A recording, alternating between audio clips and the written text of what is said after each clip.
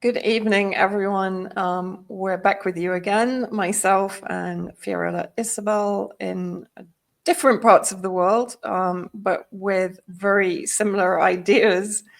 And actually, I think I can say rage about what is currently going on, particularly in this region, but actually globally. But I think we're going to start with the absolutely orchestrated Hunger Games, the real Hunger Games in Gaza, with the Zionist entity basically deliberately inducing famine amongst a population that is being bombed into obliteration since October the 7th, and actually for the last 100 years. Let's not forget about that. And the absolute theater of this congregation at the UN to discuss whether Palestine should be recognized as a state or not. As my point is, well, it's been a state since forever. So I have no idea why we need the Arab League and Western countries to actually recognize it at all, while there is a genocide being committed against the entire state of Palestine, because of course we shouldn't forget what's happening in West Bank. Fee, I know that you've also got some very strong opinions on this. What's your feeling at the moment about what's going on? Well, like you, I'm honestly, I think this anger and frustration comes from the fact that we should not even be discussing whether Palestine should be a state or not, because as you mentioned, it has been, but even further, it should never not have been thought of as such. And there is currently one entity committing a mass genocide and also interfering in other nations' affairs. And we have the audacity to pretend to put the onus on Palestine, and just it feels like we live in a very upside down world, to put it extremely understated. It feels like none of this makes any sense and that everyone's just following along, when we should actually be even saying, why the hell is this even a question? Why are we discussing the culpabilities or the qualities or the qualifications of Palestine, when Israel is the one that should be up for discussion, because it is a fake established project. It is not an actual state, but that never, of course, gets questioned. And what's been even more irritating to me is the posturing of what's happening in Gaza, which we all know at this point is an ethnic cleansing and a genocide. And even the most ardent anti-Hamas supporters began calling it that, since now we're almost 2 years into this thing, this just stain on humanity, I think, this failure of us as a people. And we still have yet to understand that it's not some random manufactured just out of nowhere hunger crisis. It is a purposeful, deliberate genocide by Israel. And when we call it a hunger crisis, when we start labeling it as merely a humanitarian crisis, Israel is never held accountable. There's zero accountability put on Israel. There's nothing coming from politicians, whether it's Bernie Sanders, who says this is very awful. Israel says this is not happening. Starvation isn't happening, but starvation is happening. But who's doing it? There is never a direct accusation to Israel. And that is what I have been really struggling with here, is people are happy because they're saying, oh, good, look, public opinion in the US is changing. They're becoming more aware of the circumstances. Politicians are now speaking out against Israel because they're looking at what the crisis is. This has gone too far. So starving people has allowed them to say, okay, now they've just gone a little bit too far. The bombing and burning alive of children didn't do it, but because starving people can now be painted as a humanitarian crisis and can completely free Israel from the direct culpability of them bombing them into oblivion and purposely preventing the food from getting there. And Israel's vassals in Egypt and Jordan and every other member of essentially the Arab League that's not doing anything to make this to stop this, they can just say, look at this hunger crisis. Now you all can help. Now that this is a deemed humanitarian crisis, then we can intervene and say, okay, well, you have to feed people. This is absolutely appalling. So there's several elements here, and it says so much about where we are in the United States as a society that it takes this idea of, okay, before it was Hamas and before Israel was just retaliating for October 7th, but now that they've gone too far and they're starving people, now we can say, well, we can criticize them. And that's where this is coming from. And it just irritates the hell out of me. It angers me so much because people are applauding it when really it's like, oh, it took this far for you to finally say the truth of not even the truth, but to even acknowledge of what is happening. Yeah, and for me, I just feel so much. I mean, I watched, the Prime Minister of the UK, although I hate to call him that, Keir Starmer, because he's just a puppet of Tony Blair, who of course has been instrumental in the destruction of the Middle East, even being named as the Middle East peace envoy for a number of years before he finally got out in 2015, was pretty much persuaded to go by the Middle East countries that he was destroying. That when you look at the cynicism of this, because what a lot of it is, in my opinion, is why are they all suddenly saying this now?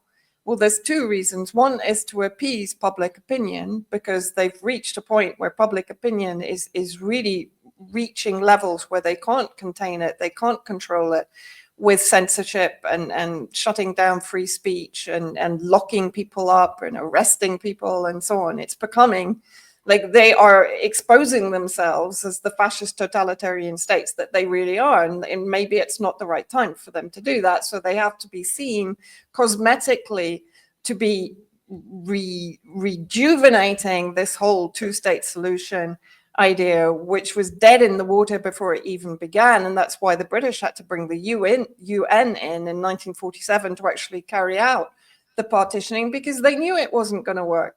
So that was back in pre-1947 that they already knew it was not viable as a two-state solution back then. It's never been viable. How can it be viable when a two-state solution means effectively the weaker and rapidly shrinking so-called state is just going to be consumed by the more powerful and empowered state or non-state, by the US, the UK, the EU, and so on, that are supplying it the weapons to effectively ethnically cleanse the smaller state, which is exactly what has been going on. And where are you going to put the Palestinian state right now?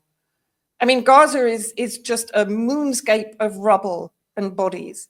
I think it's Ralph Nader, their former presidential candidate, who today put something out saying that he'd already made analysis basically saying that the numbers of dead in Gaza are way higher than people are saying. And today he's actually saying it's probably 500,000 when you look at the fact that 170,000 tons of explosives have been dropped on a strip of land that's 40 kilometers by 12 kilometers, right? And now the starvation, the lack of medicine, the lack of clean water, et cetera, et cetera, et cetera.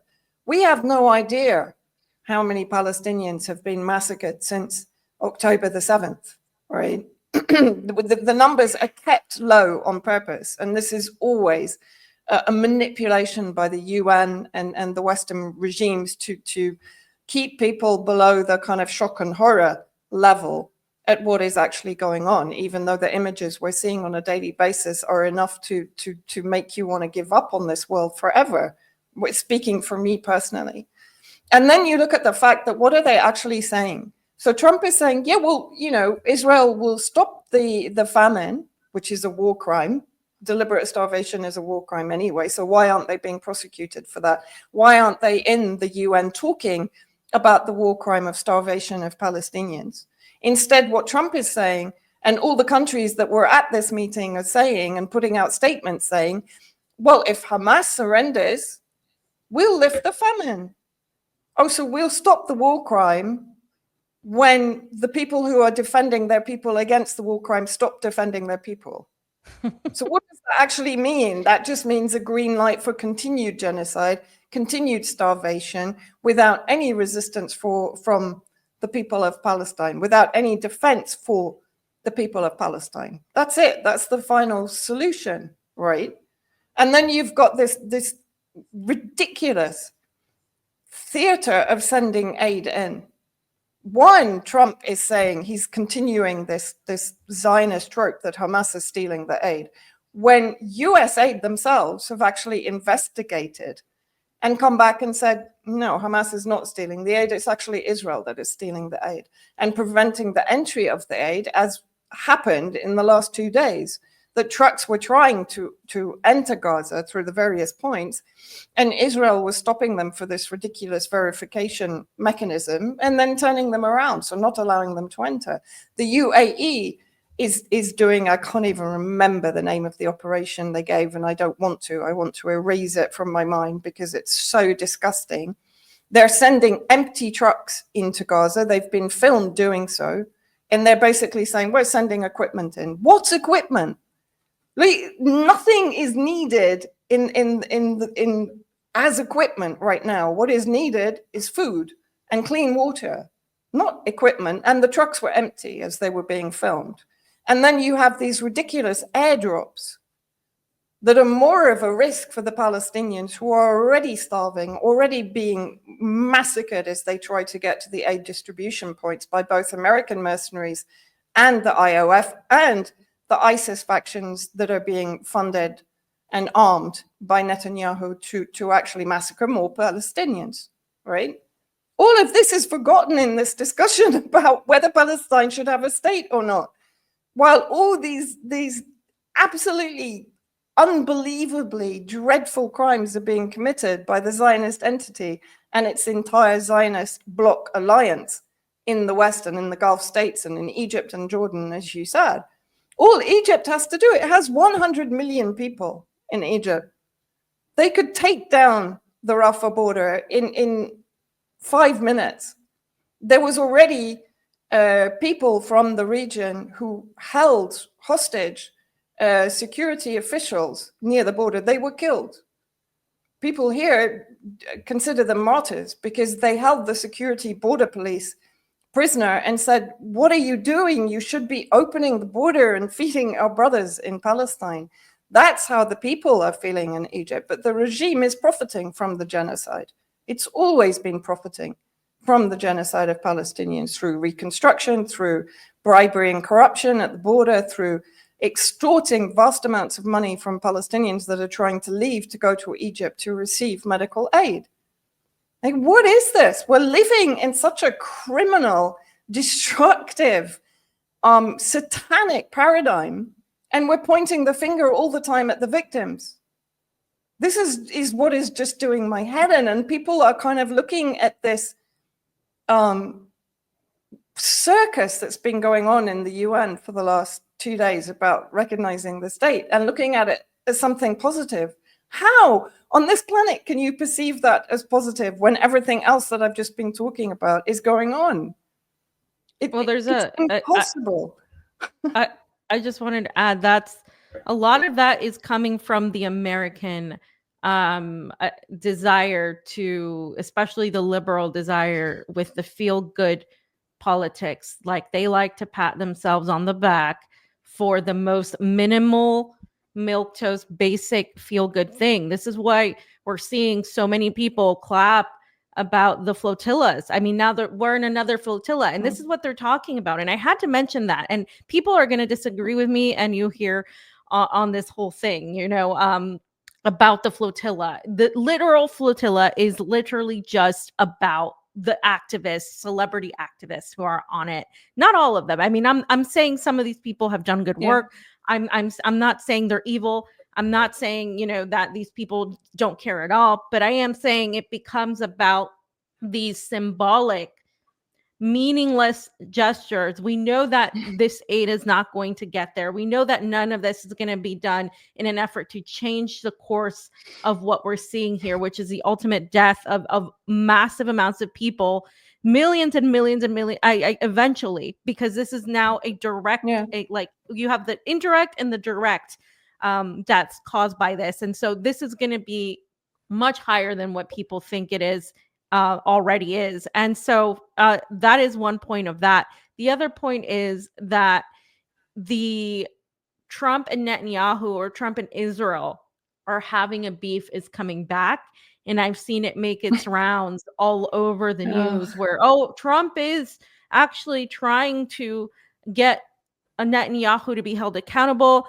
He's trying to ensure that there's some sort of discussion about all of this. And so now we're painting Trump, the guy who refuses to expose Epstein files, the guy who clearly has the entire Adelson, the entire AIPAC, the entirety of the Zionist powerhouse in the US and beyond on his side, and who he's working for, essentially.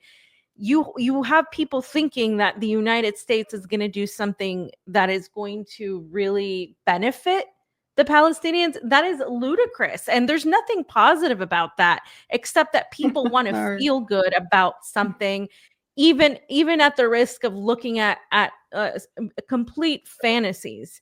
And I'm not trying to be purposely negative. We are in a shit situation, and these people that are living through it don't get to feel good about these flotillas, and they don't get to feel good if Palestine is recognized as a state by the same people who have literally stood by as this genocide has happened. It makes absolutely zero sense to be hailing this as an advancement. And I'm sick of international law or people advocating for it, because for me, it's like, what has it gotten these people? It's gotten them absolutely nothing. And it's gotten Israel complete, they have zero stake in this. They're going to go back to doing the same thing they were doing before October 7th. That is the plan, and they're going to continue expanding. And this is going to happen because they're not held accountable by anybody, including those, and I've been saying this, that have the power, because there's so much that people as individuals can do.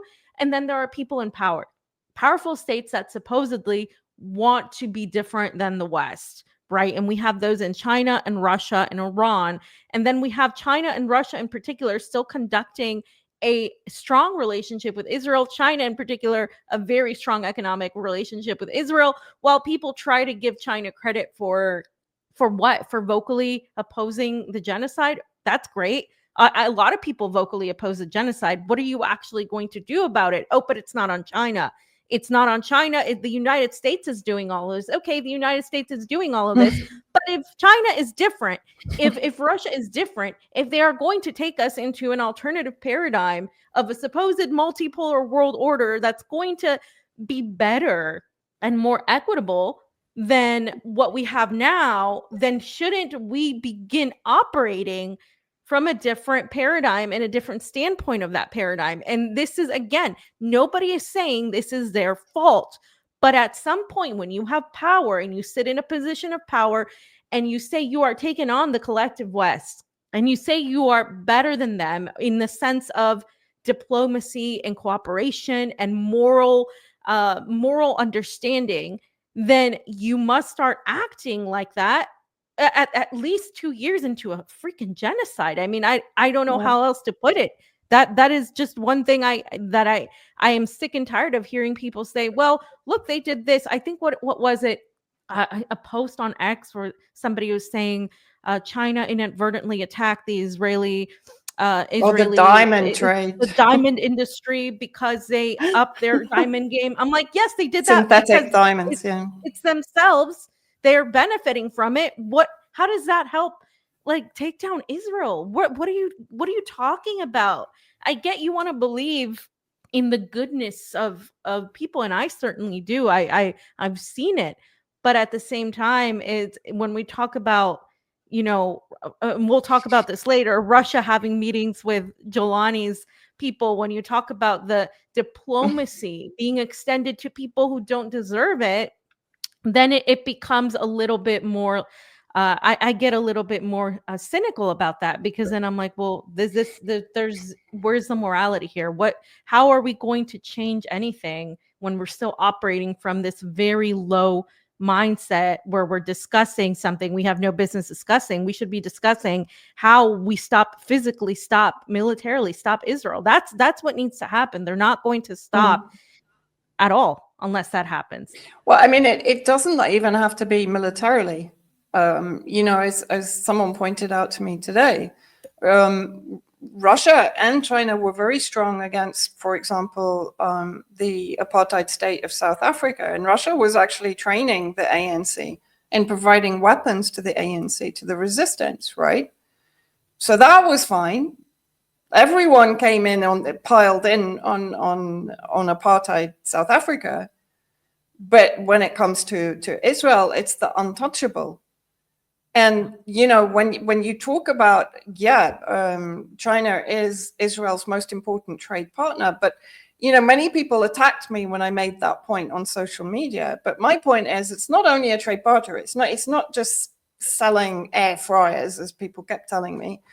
It's actually invested in Haifa port. And Netanyahu in May this year increased their footprint in Haifa port. But they've also got Chinese state industries, organizations invested in and taken over companies that are effectively running the settlement programs in the occupied territories. So at what point their so-called domestic use drones are being converted by the Israelis to conduct attacks against Palestinians in Gaza? So at what point do you say, okay, really, we should boycott Israel completely, not only make the very strong condemnations that many representatives in China have been making, I'm not going to take that away from them. And as you've said, I'm not laying all the blame at their door, but I'm just saying that everyone in the world right now should mobilize to stop what is happening in Gaza and in Palestine. And that includes Russia and China and India, who's completely in the pocket of Israel and vice versa. And, when we talk about China again, and I'm going to come on to Russia, I'm not going to pick on China, because I know a lot of people are going to get very offended by this kind of talk. But they need to understand that they also should be holding, the countries that they put up on a pedestal and that they consider to be leading us into a better future, a future of equity, a future of justice, a future of recognition of sovereignty. Where's the recognition of the sovereignty of Palestine? And the condemnation of the state of Israel, the non-state of Israel? Where is it? Fully. Where is the concrete action, both diplomatic, political, economic? That's even before you get to any kind of military action, which really actually isn't necessary from those countries. But freezing Israel out completely is necessary at this point to push Israel into economic collapse, because that is what Yemen achieved through the Red Sea blockade. The port of Eilat has pretty much shut down. So that's how effective that kind of boycott could be, especially from a country like China that is literally number one trade partner with Israel. But it's not only number one trade partner with Israel, it's number one trade partner with the UAE, which is Israel's number one trade partner in the Gulf Arab states, right? China, there was bilateral trade of $102 billion between China and the UAE in 2024. It's their largest export market in the Middle East. So it's their gateway to the Arab Gulf countries. 15,000 Chinese companies in the UAE. They see it also as a springboard into Africa and into West Asia. But the UAE is also so embedded with Israel and the entire kind of authoritarian surveillance tech that has been used to genocide the Palestinians. All of the AI technology that is used in the Hebron surveillance smart city, where Palestinians are tracked on an hourly basis and quite often just extrajudicially murdered in the streets as they're being tracked. The same in Gaza, the AI, the Lavender AI, the Gospel AI that was used to determine targets, which is taking out thousands of Palestinians and giving the Zionists plausible deniability for the mass murder of Palestinians under the pretext that they're fighters or militia. And UAE is fully partnering with them and is number one trade partner since 1984. They've been in partnership with China since 1984. Where is the pressure on all of these sectors to say, stop dealing with Israel until this is stopped, until Gaza is rebuilt, the siege is lifted, West Bank is rescued from the settlements, and the state of Israel ceases to exist, frankly. It becomes the state of Palestine, where Jews, Muslims, atheists, Christians, communists, whatever denomination you are, can live peacefully, just as they did prior to 1917. Where is this pressure?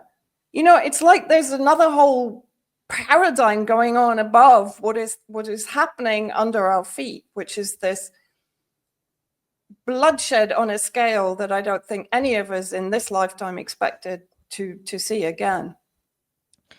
I have to say that coldly, I think these powers see Palestine as an inevitable lost cause because of Israel. And they are going to continue to excuse the fact that they have to deal with the world as it is, with this pragmatism, and continue normalizing relations with Israel, the Gulf. And they're going to sacrifice, and they already have, Palestine and Gaza in order for that to happen. And I think Syria. That's the perspective. Well, yeah, and Syria and whatever else comes next, right? I think that's, unfortunately, that's the cold. I mean, in my opinion, that's what's happening, and that's what we're seeing.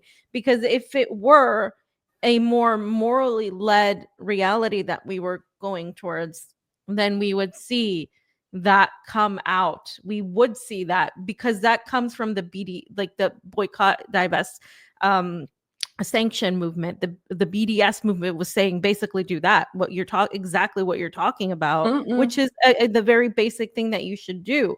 But that's why, for me, it's like, at that point, then if they're not going to take any economic action, then they're much less going to take any military action, right? Like, not. So it's only on the resistance to do it.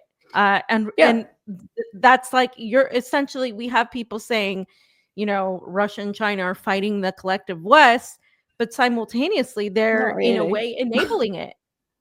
They're enabling it. Well, of course they are, especially if we come on to Syria shortly, then for sure they're enabling it.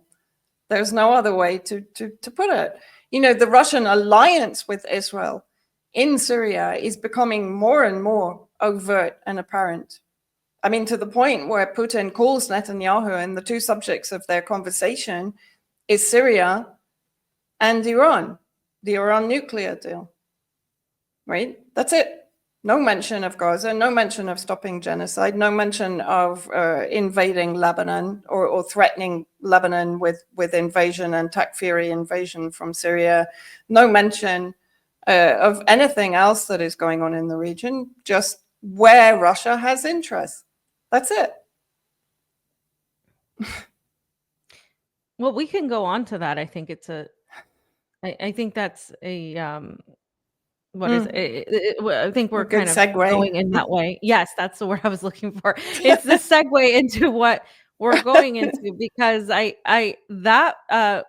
and the meeting with the Jolani regime, to me, signals the usual Russian, at least this administration, pragmatic force, pragmatic mythology, where they're just looking at what's next for Russia. And as you said, like, it's really, if people have an inability to criticize those that they have put on this super, super high pedestal, then they're being hypocritical, because if it was anybody else, they would criticize. If it wasn't Russia or China, right? If it was the UK, if it was France, if it was whatever, you would say something. And I think it's fair to say, yes, okay, Russia's at war. Russia is taking on NATO. They're doing this and that. They're focused on that. But is there a need to have this relationship, this incestuous relationship with Israel? Is there a need to continuously pivot to the Gulf, just like China is?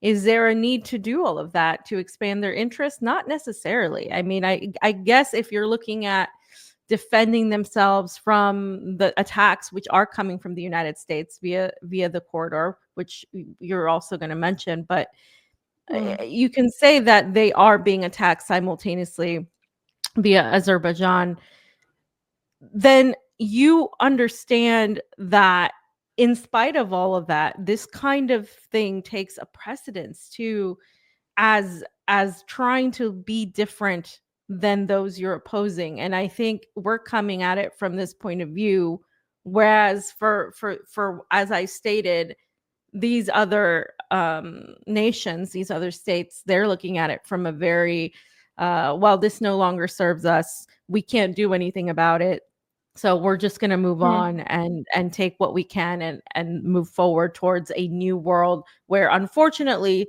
these people are collateral damage. And that's the perspective that completely abandons any idea of just moral justice. And I don't think that world is any better than the one we're in, because it's ultimately reacting in the same way. Yeah.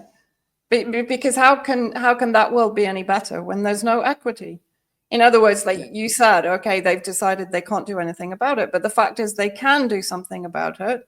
It just doesn't serve their interest to do anything about it, because that would put them in conflict with Israel, right? That's the bottom line. And by Israel, you have to say with the United States, because this is the thing. Any alliance with Israel is effectively an alliance with the United States and the UK and the EU and the entire Zionist bloc, which includes the Arab Gulf states, some of which have already normalized with Israel, others haven't on paper, but have nevertheless had absolutely normalized relations with Israel since day one, pretty much. And that includes Egypt from 1979 onwards, when they signed the Camp David agreements. And so therefore, what we're actually saying, it's not that they can't do anything about it. They don't want to do anything about it. So that effectively means the Palestinians and the Syrian people and the Lebanese people and the Iraqi people are negligible. There's no equity there. There's no justice there. Who cares if they're burned to death or starved to death? It doesn't actually fit into our roadmap. It doesn't fit into our strategy. So we're not going to be moral human beings about this. We're not going to have a humane reflex to this, except for some individuals. And again, I know that both of us are always very keen to say this. Not all Russians are taking this stance. Vasilina Bensia, for example, at the UN has been excellent on the Palestine issue. But generally speaking, this is the policy. And that's very evident from how Russia kind of handled the fall of Syria and then pivoted immediately to dealing with the Al-Qaeda unelected regime, immediately within 6 weeks. And now what we're seeing, I mean, it makes me feel physically sick when Putin is welcoming with red carpet Jolani's Al-Qaeda founders. I mean, Morphs Abu Qasra was responsible, who's the defense minister, was responsible for some of the most heinous atrocities against the Syrian people. They're well recorded and well documented on social media. And then you've got Assad al-Shaibani, the so-called foreign minister, who's been groomed by MI6 that are ensconced in the presidential palace in Damascus, training him for this role, right? Who was a co-founder of Al-Qaeda in Syria, along with Jolani. And they've got even the general, what is he? The general intelligence director with them. So 3 members of the administration being greeted by Lavrov, by Putin, by Russia's deputy defense minister. I mean, and then when you look at the sequence of events, So first of all, Jolani had the security meeting in Baku, and we talked about this last week, which then led to the massacre of the Druze communities in the south of Syria, which was an orchestrated plan serving the Israeli regime's expansionism agenda to take over Sweden under the pretext of protecting it from the tribal factions that were being managed by Jolani and driven into a frenzy of hatred and bloodlust by Jolani deliberately to massacre the Druze to the point where they accept Israeli protection. And going forward, that means that Israel will move in the Palestinian Druze into the area to settle and remain there as a securing force, settling force for Israel to then be able to expand into the David corridor up the eastern flank of Syria through the Kurdish faction-controlled areas in the northeast and then to the Euphrates. So effectively, that's what we saw after the last Baku meeting. And then what are we seeing now? Putin suddenly calls Netanyahu out of the blue. Right? And as we said, they discussed only Syria and Iran, according to the print-offs and so on, and very little information was released about the whole conversation. And then suddenly we have this delegation from Jolani's administration heading to Moscow before going to Baku again to have another security meeting with Israel. So what does this tell you? That number one, the Russian-Israeli alliance is coming to the fore now, right, to counter Turkish expansionism in Syria. That's been clear from the very beginning. But now Putin is actually working with Israel and Jolani, in my opinion, to go to Baku. Who knows what is going to be the next step in the roadmap in Syria, potentially the invasion of Lebanon. We'll talk about that again in a bit also, but we've had attempts to breach the border in the north, and the Lebanese army had to send reinforcements yesterday to deal with that situation. We know that they're camped on the eastern border, and everyone here has been bracing for war for some time. But on top of that, I think what Russia is trying to do, because not only Iran, but also Russia sees the Zangezur corridor in, Armenian territory and Azerbaijan territory as a threat to Russia's interests in the South Caucasus. Because at the moment, through Turkey and Israel, America is looking at putting its corporations to manage the corridor. The middle corridor is going to be Turkey's project, which is going to connect Baku, Azerbaijan, and then through into Turkey and then to Europe. And it's going to basically alienate Russia, alienate Iran, and eventually alienate China in this project. So I think what Putin is trying to do, he's making a deal with Netanyahu, possibly within Syria, in order to try and protect his interests in South Caucasus, because he knows the US is going to make a hard play for this area because of the mineral resources, which of course is rapidly becoming the new oil in the search for resource grab and supremacy. And to protect their South Caucasus interests, because if Zangezur and Azerbaijan is already for a long time pivoting away from Russia, mistreating Russian journalists, arresting them, and so on, right? And expelling Russian citizens. They messed up with Armenia. They didn't support Armenia, just as they didn't support Syria in the long run because they were so focused on Ukraine. So I think Russia is scrambling to take back some kind of foothold in the Azerbaijan-Armenia region right now, and it's asking Israel for help. And what the quid pro quo is going to be, we'll have to wait to see. But the fact that Jolani, which is recognized now as part of the security agreement as the regional enforcer for Israel to attack the resistance in Lebanon and Iraq, and yet they're being welcomed with open arms into Moscow. Are they going to be asking for weapons supplies from Russia to carry out these operations? Because Trump has already told Jolani, no, I'm not supplying you any more weapons. Go to Russia or go to Turkey. So is this what this is all about? So are they, in fact, enabling the Israeli agenda by arming Jolani to attack the two resistance arms in Iraq and Lebanon? It's an interesting question because on one hand, you have Russia understanding that it is in danger via the relationship that Azerbaijan has long been building with the West. On the other hand, Israel is part of that relationship. So for me, it's sort of, it feels, it must feel protected by Israel and Israel vice versa, right? They feel protected by Russia. They know that Russia is not going to turn on them, or at least that's the feeling that they have. Because otherwise, how do you have a relationship with the best friend of your nemesis?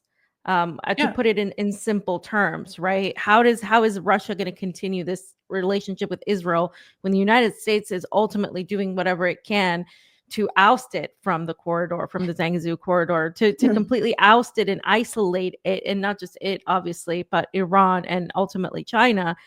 And how is this going to favor them? I think what they're trying to do, as always, is work both sides of the deal. They have maintained, for example, the relationship with Turkey as well as the relationship with Israel. They've maintained the relationship still with Azerbaijan. It's grown colder, but they have it. They have the relationships with China, and they have the relationship with Iran and Israel. So I think what they do is they move pragmatically. They move in a way where they still can diplomatically say, we have similar mutual interests. But at the same time, when those intersect with the West, when it comes to Israel, that's particularly Israel and Turkey.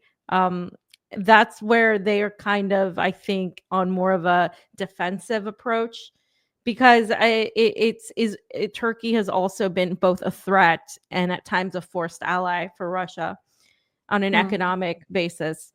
And with Israel, I think it's more of, it seems beyond to me more than economic. It seems more than political even. It seems like there's a deeper bond on that note. Yes, there's self-interest, of course, but at the same time, I think there is some sort of beyond cultural, beyond ethnic, whatever that is for Putin, right?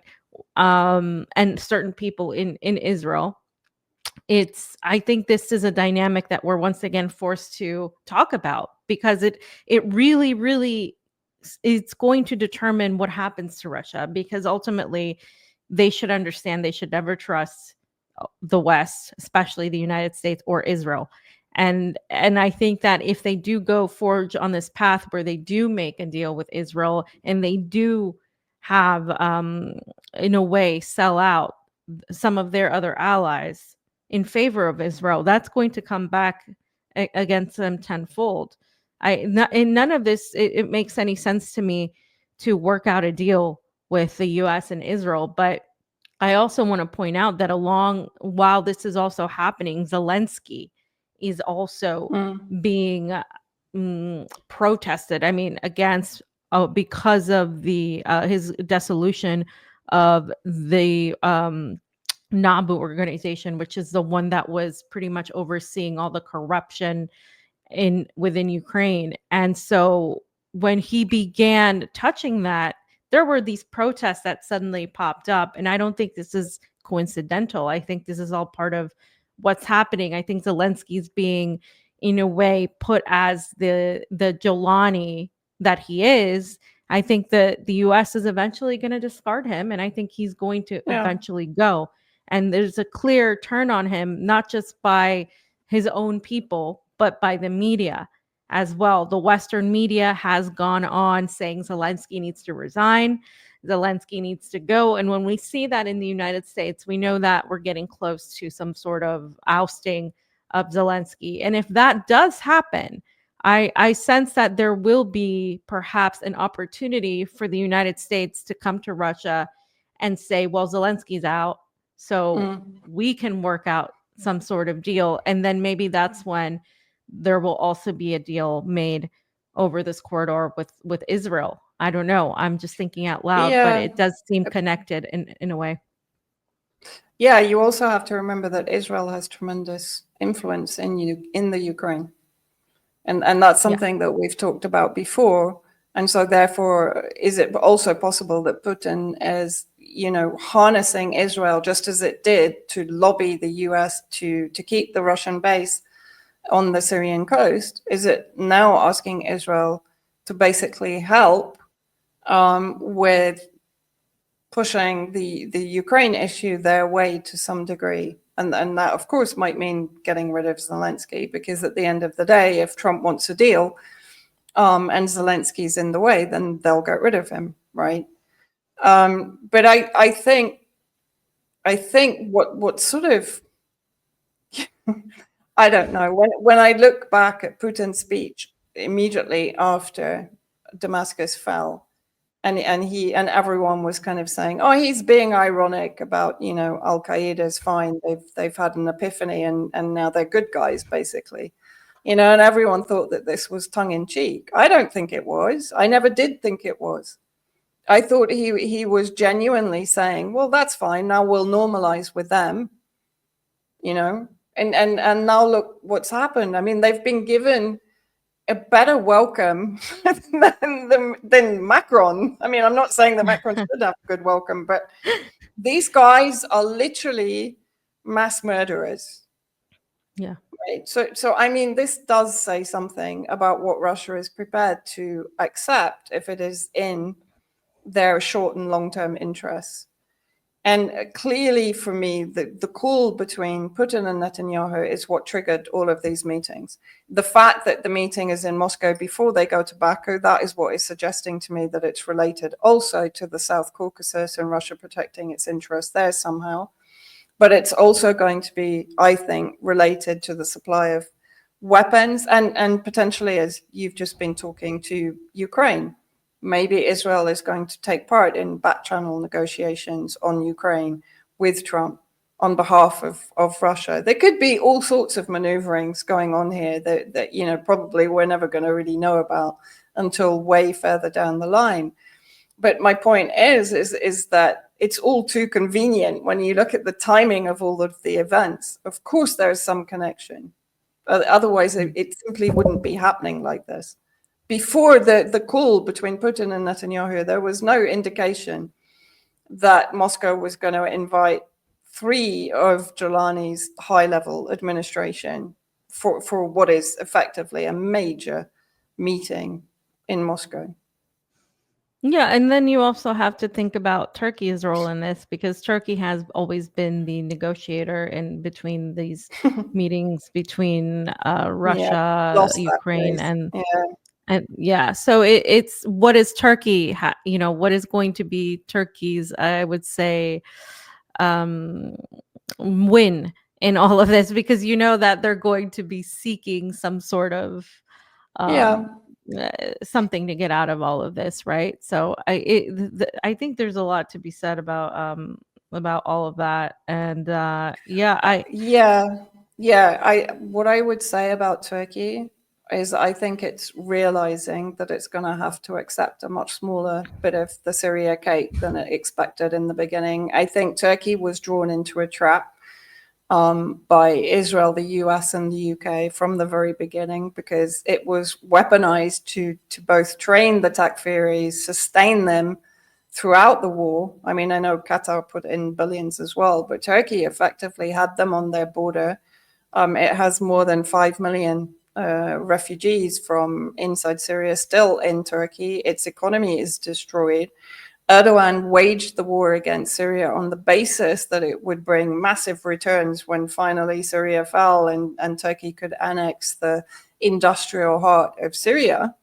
And that hasn't come to fruition. It can't keep going. It can't keep pouring money into a quagmire of conflict. And it certainly can't take on Israel and the United States, because Washington in the region is always going to see everything through the lens of Israel, never through the lens of what could potentially be a new Ottoman Empire. And the British certainly won't, because their enmity with the former Ottoman Empire is well known. So for the British and the EU are probably has more of a reason to sustain Turkey to some extent, because they rely on Turkey desperately. It is the economic corridor into Europe for many of the hydrocarbon resources and so on, and also the prevention of refugees coming to Europe, which Erdogan has weaponized many times. But in my opinion, it's been made extremely clear to Erdogan that that's where he stays. He can have the north, right? But he doesn't have the northeast, because the Kurds are going to maintain their presence in the northeast. And I think we're going to see some changes there in the very near future. But they're definitely still being supported by the Pentagon. I think it's 126 million going through into 2026. So it's clear that the US is not going to drop them right now. And CENTCOM is still describing them as one of their major partners in the region. So the Kurds aren't going anywhere. And in my opinion, Erdogan now is sort of dropping the Kurdish issue anyway, because it's a hiding to nothing for him. He got his deal with Öcalan of the PKK, the leader of the PKK, to disarm and dissolve the movement. So he's achieved that. But I think all that he's going to achieve in Syria is the annexation of the northern territory, perhaps as far as Aleppo. They might give him Aleppo as a kind of sweetener, but it's been made very clear to him. He doesn't go beyond that. And Russia will want to prevent him making the demarcation on the gas reserves. So that's where Israel comes in there to help Russia maintain its gas exploration rights on the Syrian coast. So Turkey will be contained within a certain area. And the deep state in Turkey, which is very much the power behind the throne, isn't going to allow Erdogan to enter some kind of military adventurism right now, even though it's the second largest army in NATO. All of it's suffering from arms embargoes. A lot of its equipment is old. It's because of the arms embargoes, it can't modernize anything. It was blocked getting the F-35s because it bought the Russian S-400s. So to a large degree, Turkey is very hampered. It's very restricted. It can't move forward to the extent it wants to, and it understands that, I think. And I think for Erdogan, it's a case of he may still try certain things. He may still try to weaponize some of the tribal factions that are close to Turkey against the Kurds and so on. But largely speaking, I think he now understands he couldn't negotiate anything for Sweden. He was kicked out of those negotiations. He was replaced by Israel and the Gulf states. So he's losing his foothold in Syria, and with him goes Qatar, of course, as Saudi Arabia also takes prominence, who is far more aligned with Israel and the West. So Turkey is largely being squeezed out, and that's why the middle corridor becomes very important. Well, and I mean, Turkey and Azerbaijan have that close relationship as well, right? So yeah, like the whatever, two states, one nation, something like that. And I think they might try to get some sort of deal in that respect, but you're absolutely right. They're not gaining, I think, what they wanted. And I think ultimately they'll still be protected by NATO and the West, and they're still going to continue for sure being that duplicitous ally to both Russia and the West. What I wanted to ask you is why when we talk about Russia, there seems to be both, you have Lavrov having this meeting, you have the red carpet being rolled out for these head choppers, and then you have Maria Zaharova talking about NATO and the collective West basically taking on, trying to get their foothold in the South Caucasus. And what ultimately happens with that is it's not going to benefit the either Armenia or Azerbaijan or the people of the region. And she knows that, she understands that. So how, I mean, obviously, if she understands that, I think probably the upper echelon of the politicals in Russia, that are actually quite intelligent do understand that. Ну вот и еще. Вот это, кстати говоря, крайне серьезно. По имеющимся у нас данным, Служба безопасности Украины намерена использовать российско-азербайджанские противоречия нынешнего момента для разжигания ненависти и вражды на национальной почве. В частности, нам известно о планах задействовать перебежчиков из России, готовых за вознаграждение под российским флагом совершать диверсии в отношении граждан, представительств и культурных объектов Азербайджана. Замысел состоит в том, чтобы в случае успешной реализации таких провокаций распространить вирусную информацию о некой российской агрессии в азербайджанском, турецком и европейском медиапространстве. Это еще раз свидетельствует о том, что Запад и киевский режим пытаются использовать любые маломальские имеющиеся возможности и поводы для дестабилизации отношений России с ее ближайшими партнерами, с соседями. Это и есть логика террористов, как, собственно, мы об этом постоянно и говорим, и спонсорство терроризма, чем занимается Запад. So it seems people are going to say, well, maybe Russia is playing 5D, 6D chess in order to... Are we back on the chess? Well, but I think that's what people are going to say, because you hear this statement from the Russian Foreign Ministry spokeswoman, Maria Zakharova, where she breaks down historically, usually with a lot of historical context, as the Russians tend to do, what is, you know, what's NATO's desire in the region, what are their geopolitical motivations. She talks about the how they've been wanting this for a long time, and then she recognizes what ultimately will happen. But at the same time, you have Lavrov having these conversations with the head choppers. You have the Putin having conversations with Israel, and you have, of course, everything else going around. It seems kind of like so many different layers of things happening, right? Yeah, and I think we've said this before. Not everyone is going to agree. I'm not saying that she's going off script or anything like that.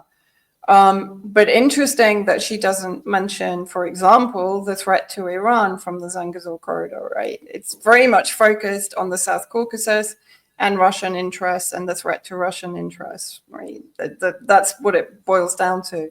Whereas in reality, the greatest threat is probably to Iran in the northwest of Iran from the Zangezur corridor, if it is controlled by US corporate interests, which of course is open door for Israeli interests, and even Turkish interests would not be considered totally neutral towards Iran, right? And I mean, you know, Turkey, as you said, it's juggling a lot of balls at the same time, because it's, you know, trying to join BRICS, it's trying to join the Shanghai Cooperation, it's trying to pivot everywhere at the same time to keep all the plates in the air at the same time, right? And that's always been Erdogan's game from the very beginning. It's not always successful, but to give him his due, he has navigated pretty shrewdly through a lot of this. But I do think ultimately Syria was a trap set for him. So I find it kind of interesting that Zakharova didn't mention the threat to Iran, despite the fact that they are a major strategic partnership. And yet that didn't come into the statement at all. Could be just because they didn't want to mix the two issues, and that she wanted to focus on the NATO methods of resource theft and so on, which is something that everybody knows, right?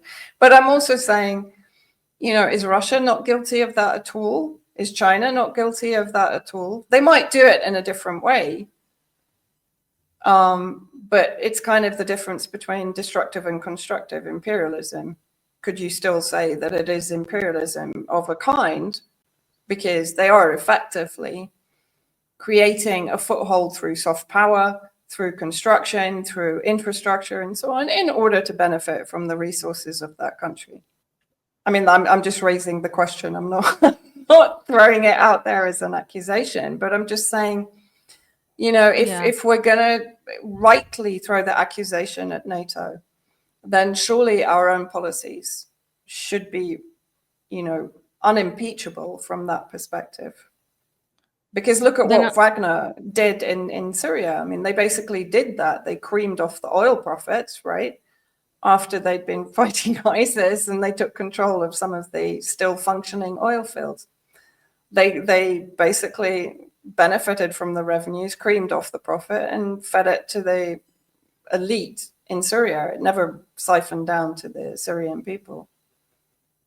the philosophical counter to that is, can truly independent, powerful, and anti-imperialist states exist when facing such imperialist powers, right? Like what is then where are the lines drawn if you don't expand? And that's where I'm going to. Like there's this push by Russia and China where they say, well, we don't interfere in other countries' affairs, which isn't necessarily true. And there's this saying that says, we respect sovereignty. Yes, okay, but obviously that has limits. And then when you talk about the fact that they refuse to have some sort of block, like for example NATO has, then you talk about perhaps that would be a necessity to actually have a block that is fully merged, that fully has a counter to NATO, that doesn't deviate. But what it seems like we're going towards is a block, not a non-block, but some sort of alliances that are fluid, depending on what's more pragmatically necessary, which I think is dangerous when you're trying to counteract and oppose the West, which is very much united in their approach. They're very much united in terms of their psychopathic desires. You have even NATO, even Europe. When you look at Europe is still going to do whatever the United States wants. The UK is left as having the intelligence. It's an intelligence vassal, but it doesn't have nowhere near the military might that the United States has in any way, shape, or form. But when you look at Israel, right, as an intelligence, military intelligence creation, you see that the movements and the mechanisms behind them are extremely in line. But when you look at Russia, China, and Iran, you often have questioning as to how much in line they are. Is there a possibility for betrayal? Has there been?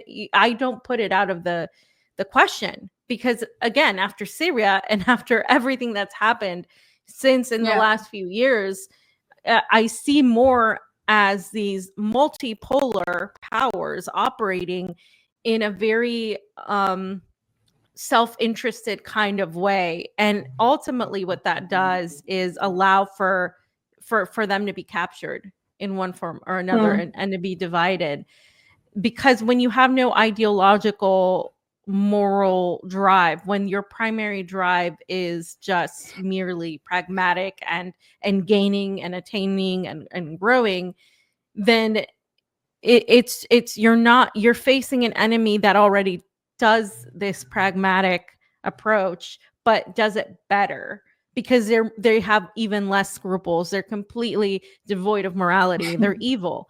And you're not going to beat them at that game. You're just not. So you ultimately end up with these self-inflicting wounds in that way. And I think on this episode, we're getting quite philosophical, but I think that's a given. No, but I actually think, but to a degree we have to these days, because really what we're facing is just an unending wall of evil, and as you said, psychopathy.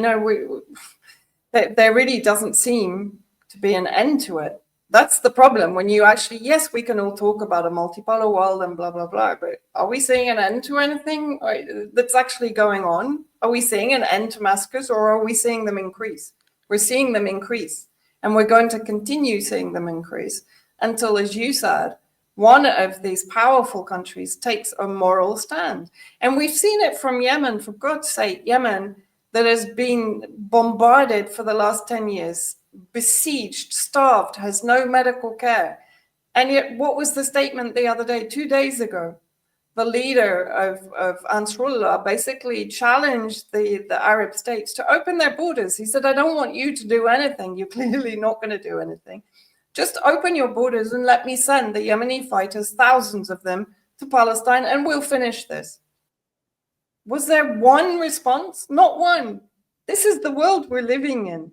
And that's from Yemen. I mean, God bless Yemen. You know, if anyone is setting an example of how we should be responding to what is happening in Gaza, it's Yemen. Beyond Yemen and Hezbollah are beyond reproach, in my opinion.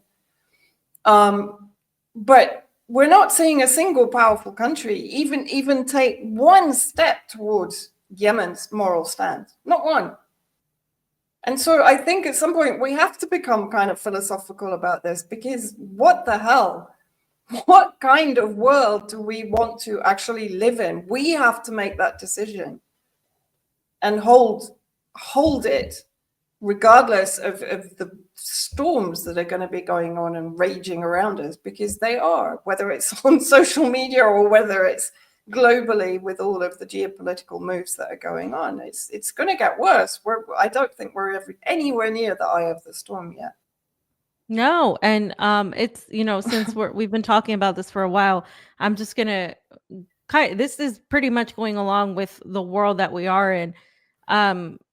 There's been an acknowledgement that the United States has shifted its perspective on Israel. Clearly, this has mainly been due to not the media at all, but it's been due to social media in terms of TikTok and a lot of the youth learning about Gaza, learning about Israel, learning about how what Israel has been doing for the last 100 years, learning about all of this and putting it out on social media, to the point where, you know, they blamed it on the Chinese taking control and tried to get rid of TikTok, and they did for a little bit, but like the backlash was so strong that Trump brought it back and then said, all right, we're going to have it back. But now, because the Zionists are all hurt in their feelings, and they see that literally they're the most hated people in the world, they are now going to both the government and big tech and saying that you need to do something to protect us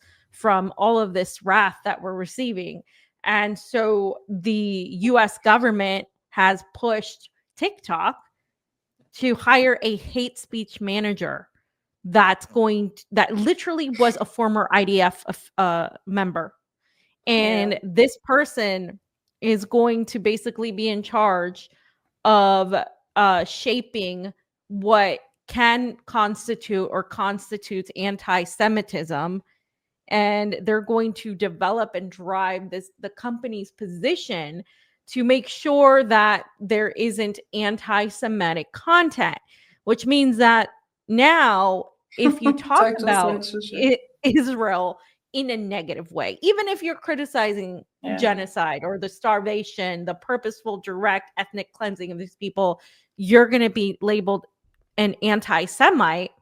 And now that obviously when this does come into effect, people's accounts are going to be shut down, right? But I think it's going to once again sort of have another backlash. It's going to backfire in many ways, because people are actually, what I have seen here, united, whether they're on the left, the right, whatever, on the fact that they really hate Israel. And that's actually like the one thing I've seen since I've been here, is that people are actually really, really sick of Israel, and how I don't think people realize the point of like how Israel is pretty much in charge of the United States. This is the perception of them, right? Like Israel's in charge of the United States. Israel is now making laws that we don't even have. Like, we can talk about, you can be a Nazi in the United States. You can say whatever you want against, you know, any minority. You can say whatever you want about anybody. But the moment you criticize Israel, that's what is absolutely not acceptable. And they went even further a few weeks back. I think it was a week and a half ago. The ADL, right, which it backed this bill that made it basically is saying, if you criticize Israel, not only will you be censored on social media, not only are you an anti-Semite, but it is a form of terrorism, and they called it the Stopping Terrorist Online Presence and Holding Accountable Tech Entities, called the Stop Hate Act. So now I will for sure be considered a terrorist or in the United States, because my criticism is not going to stop about Israel. But this is the point. It's pushed on, and it's bipartisan. And I have to remind that to people. It's both the Democrats and the Republicans. It's the Uniparty. For people who think that, you know, Trump was a solution, or who think the next moron will be a solution, this is backed by the you know, the deep state, essentially, because the deep state is essentially a Zionist a portion of the state. And so now what the United States is heading to is the people that were suddenly, you know, more educated on this and began saying things against Israel are now going to be labeled terrorists in the same way that's already happening in the UK, right? Like we've seen the persecution of journalists, which you all have been far ahead. Ongoing. Yeah. Yeah, I mean, you've been worse. Yeah, that is something you are worse at. I mean, by you, the UK. Yeah, by far. But it's actually in the United States, we have had this, at least of just veneer of free speech. We've had this idea, and this is the one thing I think people will, along with what people are responding to with the Epstein files and all of the protection against anything related to Mossad or related to Israel, I think these things are actually undoing so much of the propaganda that the US has done for decades in a certain short of time. I guess this is actually the positive part of our segment is that this hatred for Israel now, in a way, has unveiled a lot of realities of the United States covert actions, of the United States relationships and their interventions and their actions. It has put things into question more so in the United States than before. The problem is that now the attempt is to silence that and follow along with what the UK has been doing and what others all over Europe have been implementing when it comes to this. And so the relation to all of this is that Israel once again gets to cry victim.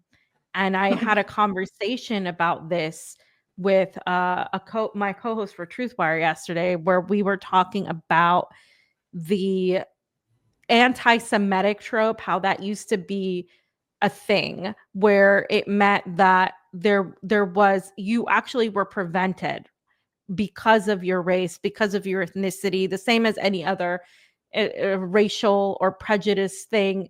You were prevented from a fair or equitable education or ability to live your life. But what it's come to mean is that you are held supreme compared to everybody else. And that's what anti-Semitism is now. Supremacy. It's a hierarchization of victimhood, basically. And this is something, you know, Dieudonné, I was thinking about him the other day, the French comedian from the Cameroons, who's basically been completely cancelled in France for years, because this is what he argued all the time. It's like he doesn't have a problem with the fact that you know, there was an ethnic cleansing of Jews during the war, but that there is this incredible hierarchization of their victimhood. I mean, to the point where in the UK, there's going to be a new Holocaust memorial right next to the Imperial War Museum's Holocaust Memorial that is basically going to mean taking down of statues that represent British history.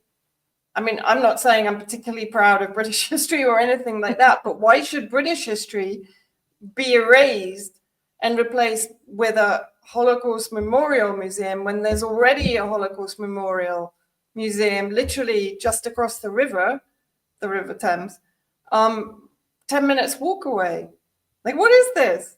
It's exactly what is going on in the Middle East. It's what they want to do is to erase 10,000 years of civilization, culture, and history of the Arab people and Dubaify it with Gulf state hideous skyscrapers and 15-minute smart cities and all of this awful stuff like the Saudi Arabia Neon project and all this. That's what they want to replace it all with. And I also want to, something came up for me last week when I was looking at Trump's deportation policies and the fact that Maduro has managed to secure the release of, I think it's something like 200 Venezuelan deportees who were literally tortured in the Salvador facility. That is like something out of Guantanamo Bay or Abu Ghraib when you look at it. And of course, Trump contributed financially to the building of it and the maintenance of it. But then even if you look at, the alligator Alcatraz, they call it in Florida. And what struck me was they're sending these deportees to these centers. Like, for example, in the Florida one, which is surrounded by crocodiles and snakes and swamps and so on, and they're literally starved and tortured and abused. And at the end of it, there was one Venezuelan detainee who said, what they're doing is forcing us to voluntarily deport ourselves.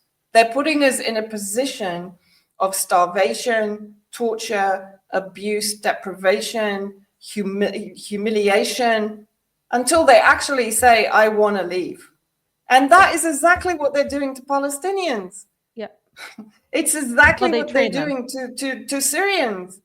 So people in America and people in the UK, eventually they're going to run out of deportees, by the way, and then they're going to start looking at dissidents and people that are challenging power and challenging establishment and challenging Zionist takeover of America and of the UK and of the EU, and you're going to be in those deportation centers. And no, I'm not exaggerating. And no, this is not some kind of conspiracy theory. This is what is going to happen. So exactly as we've been saying for ages, what is happening in Palestine is going to come our way if we don't challenge now. The window of opportunity to challenge what is going on is narrowing on a daily basis. Before, there's not going to be any hope of us being able to do anything except go off grid and just put our fingers in our ears and pretend none of it is happening. Well, and I know we've been going on for a while, so I just want to start, wrapping it up. But I mean, I just gotta say, sure. I'm glad you brought it up, because what I've been hearing is not just what's happening in Florida, but what's happening in Los Angeles, and people being literally put in these demarked vans by people with by mercenaries. Basically, they're hired by the by ICE.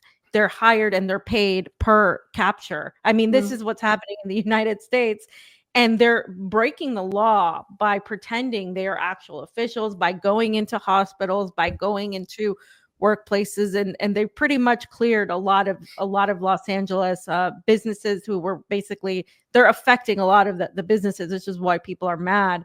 But what's happening is that this is no surprise, because ICE is trained by the IDF, and so are sectors of the US police force. And so when you see this brutal violence against people of the United States, which you see pretty much every other day, and you see people also getting pulled over by police based on what's called they're just racially profiling, and they can take people who might look a certain way. They actually arrested this gentleman, this young man from Guatemala, who was a US citizen, but he looked like he completely, like a person from Guatemala. So they arrested him along with people that were actually undocumented. They put him in jail. They brutalized the guy, and then they let him go with no apology. And so these tactics, as Vanessa said, the intelligence behind them, the intelligence that is Israeli linked, that is being used to spy on these people, to capture these people, all of that has already been implemented within the US domestically, and I'm sure within the rest of Europe and the UK. And Yeah. that is, of course, certainly going to be utilized on us. And I just mentioned the beginning, the Stop Hate Act, which will likely pass because all of these people are, if not Zionists, there's Zionist sympathizers in the US Congress. And you have Or Donald Christian Trump Zionists. backed by Adelson, right? And you have all of Mhm. these, yes, Christian Zionists who somehow have this affiliation with Zionism, which is in many ways ironic, but I won't get into that. But it's just they're coming together for this, and it stops being about anything to do with Jewishness. And that is the mantle that has protected them. Because if we go back to post or even pre World War II, when Germany, the Nazis were doing this, you could see the entire world unite against the Nazis because it was very clear cut. The Nazis were bad and you could oppose them. And it took the US and people a while. Okay, let's say that it took them a while, but they were freely allowed to oppose. They were freely allowed to enact measurements to get children away, to save certain people. There was coalitions trying to get people out of danger of these concentration camps. There's been a lot of movies made showing that. But when it comes to Gaza, when it comes to what's happening all over the region, we have already been brainwashed to think of only Israelis and people who have this Jewish connection as victims. Therefore, they can never do anything bad because of what happened. To the Arab world, the Middle East, from the US perspective, West Asia, they have always been this way. They have always been at war. They've always been fighting amongst each other. Hamas is terrible. Hamas started this. Therefore, this is inevitable. This was always going to happen. And they're not, we have dehumanized these people. We have been programmed to dehumanize these people. So this would not happen pretty much anywhere else in the world except, say, maybe Africa. If it happens in a place like Gaza, or it happens in a place in the global south, this is why you get away with it. But it wouldn't happen in, say, Europe. You wouldn't have 2 years of a genocide ongoing with the rest of the world just standing idly by. I don't think it would happen in Russia either, and I don't think it would happen in China. That there wouldn't be this, like, this wouldn't be allowed to continue. And it's all of these factors. Look at the Uyghur narratives. Exactly. And that's not even happening. But look at the Uyghur narratives. Yeah, but it's like the point is, like, people always talk about the Holocaust. Not only is this a Holocaust, this is worse because we are not allowed to hate the villain. We are not allowed to speak against what is being done because the villain is a victim. And so now we are left in a very, very difficult place where if we say something against the villain, we become the villains, and we are in. And while this is still continuing, it's absolutely far worse in that respect. And I'm not trying to dismiss people's lives being lost, whatever the case may be, but what I am saying is this is just such an intelligent, manipulated, and weaponized thing. If I was a psychopath, I couldn't have done it better. Like, I mean, this is just the way they're because so protected.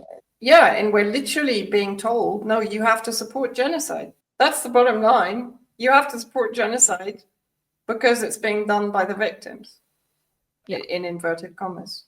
And the victims have to justify themselves. I mean, what a world. Jesus. To summarize that, we're living in an upside down world. We live in a crazy cartoon world.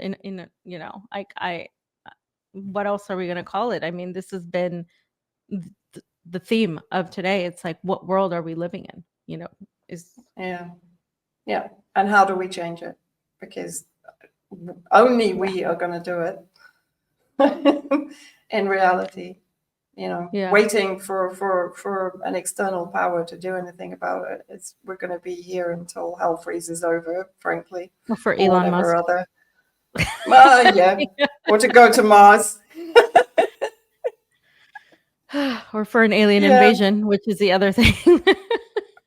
Or a meteorite. That's the other.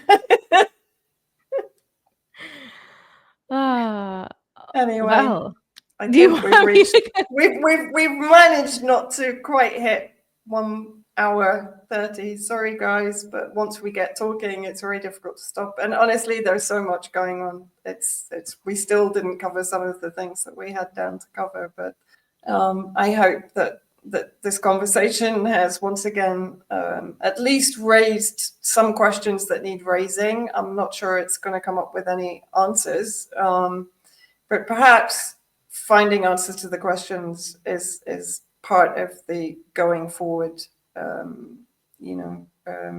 helpfulness on our behalf. Sorry, I'm running out of words. I think my brain is just Yeah, it's quite late for starting you. to slow down. Yeah, no, there's a lot to talk about, but I think we did talk about most of it, and we will try to do these a bit more often. But as I've said, and Vanessa said, we just, it's been crazy out there, and I will be back in Russia soon, so that will be easier, I think, for the time purposes. Yeah, it's been interesting being in the US for a bit. I am going to be traveling again soon, but it's just, it definitely, there definitely is a frustration, but there's also, I think, some realizations that are happening that I didn't see before. And so I guess that is the silver lining to all of this. People are realizing things slowly but surely, and I hope that these realizations come to manifest in action, in understanding no one will save us, no billionaire, no Batman, no Superman, none of these things that no Elon we have Musk. been, no Elon Musk, definitely not that, that we have been brainwashed to believe will come. No presidents, no any figure you put in a pedestal to become somebody that powerful have had to probably make questionable choices in this world. Let's face it, if we live in this world that we're talking about, none of these people are clean at the top, right? So you got to have that going into this. But Vanessa and I will be back soon. Please check out our Substacks and all of that good stuff. I'll put it in the links below in the description. And we'll see you next time for more critical perspectives. Take care, guys. Thanks for listening. Thanks for putting up with us.